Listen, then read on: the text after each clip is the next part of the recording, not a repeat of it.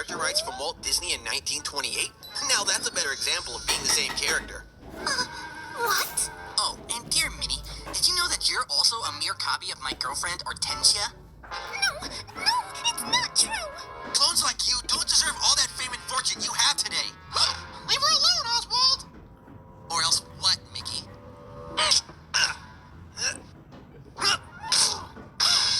Stupid knockoff. Silly Oswald, acting like you're not a copy yourself? A copy of me, Felix the cat. At least put some pants on. And where's your bra, Minnie? It's kind of sad, really. Did your creator seriously never tell you who was the original model for your existence? It's obvious you all share the same basic rubber hose elements. But let me tell you how it all started. On November 9th, 1919, I was unveiled to the public as the first cartoon star created specifically for animation. My rise to fame in the silent era of film influenced a lot of filmmakers, and of course, a lesser-known man at the time, Walt Disney, was among them. He was just starting out with Laugh-O-Grams, his earliest fairy tale cartoons, but the money was tight, so he moved on to making Alice in Wonderland shorts, and that's where his first copycat act happened. Oswald, you were not Disney's first attempt to copy me. It was a cat named Julius who appeared in all those Alice in Wonderland shorts, doing all the things I was known for, like pacing and detaching the tail. When he was in a quandary, visible question marks would form over his head. So, one of my trademark innovations. The New York Times even called Julius a blatant clone, from the rubber hose and circle design to the detachable body parts. But anyway, fast forward to 1927, when Disney and his partner, Iwerks, were at Universal Studios. You were created, Oswald. Lucky for you, they made you a star of your own cartoon shorts, unlike the poor Julius. You were not the first cartoon star, Felix. Oh, yeah. Wasn't there Gertie the dinosaur and the Little Nemo gang years before your debut, Felix?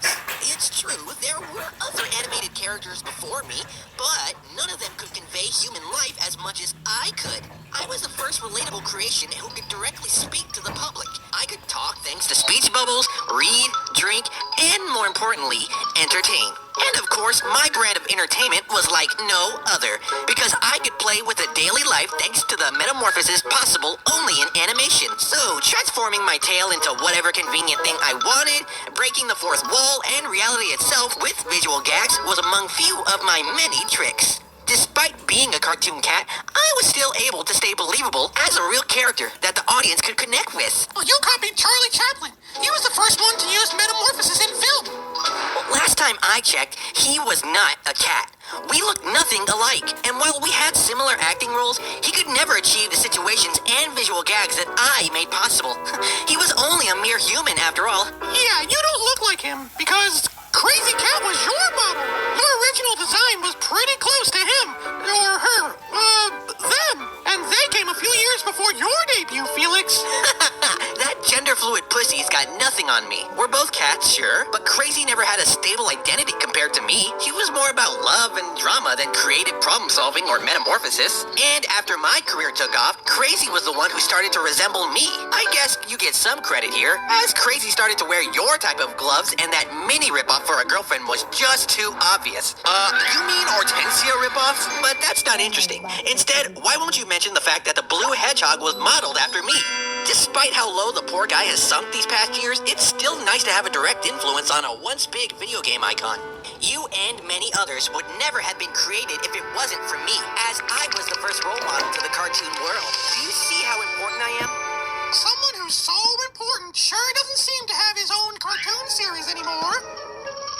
Not to mention, your last cartoon was Baby Felix.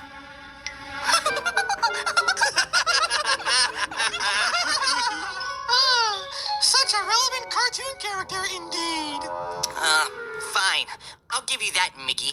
Your latest cartoon series is pretty neat. A decent mix between classic and cheap flash animation methods. Too bad you can't say much about your latest video game ventures. But aren't you forgetting something? Please, Mickey, don't tell me you enjoyed running around in that angsty Hot Topic cloak with that stupid Keyblade of yours. The whole Kingdom Hearts series is literal garbage. Nothing but eye candy graphics covering nonsensical gibberish and complimenting that mindless button-mashing gameplay. What the hell did they even do to Donald? Who cares what you think, Felix? The series is selling millions of copies, which means people want this stuff. The Minions movie is also one of the top-grossing films ever made. Does that mean it's good?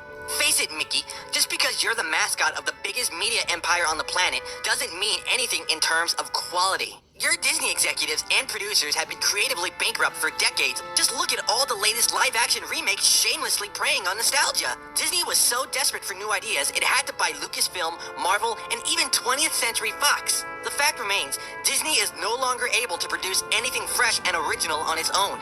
But what am I saying? As we all know already, Disney has been stealing ideas since its earliest days. The better question would be, which era did the company steal from the most? Taking all the public domain properties and turning them into profit is one thing, but ripping off original works like Kimba the White Lion, Thief and the Cobbler, Nadia without giving them any credit is a whole new level of repulsion. Even your lapdog, Pixar, has been guilty of stealing direct concepts from shows like Real Monsters. Even your career, Mickey, took off on a copycat note. The Steamboat Willie short making you an instant star would not exist if it wasn't for the live-action, non-public domain film Steamboat Bill Jr., which Disney used for inspiration. It was a parody! Embrace the truth, Mickey. Your career is a joke compared to my legacy. 100 years have passed since my debut in the cinema, and you still cannot beat me in originality. None of you can. Sooner or later, thanks to the internet, everyone will know who is actually responsible for the birth of cartoon animation.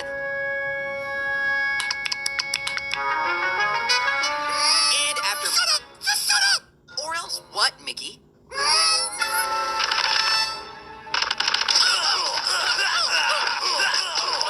Well, what's wrong with looking the same? You're spreading communism! Get out of the fight, children. Give him, Mickey. Give him the old one, too. Huh?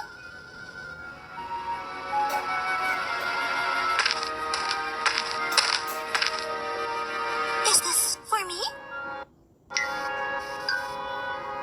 Gosh, we're knockoff. You sure are nice.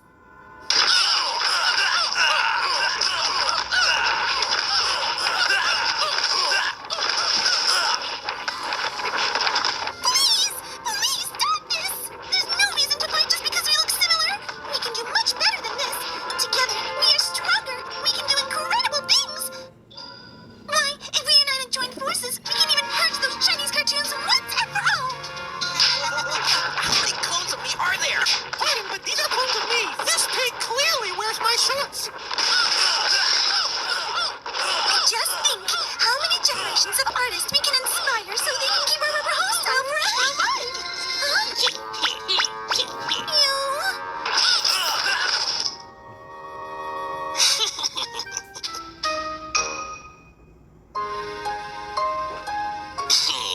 That's one inspiration that doesn't deserve to exist. How dare that ugly excuse for a character design cash in on our rubber hose style? Tainting our image with some bootleg 3D graphics? To be fair, nothing could have saved that cheap jump scare trash of a game. Purge those wannabes, I say. You know, Mickey, you can easily make sure nothing like this happens again with that multi-billion empire of yours. You sure you want to give him that idea? That's actually an interesting thought, guys. Imagine what pure world I can create. Hold it! Where's your license for that rubber hose design? Under the new media law, you are hereby considered violators of the protected rubber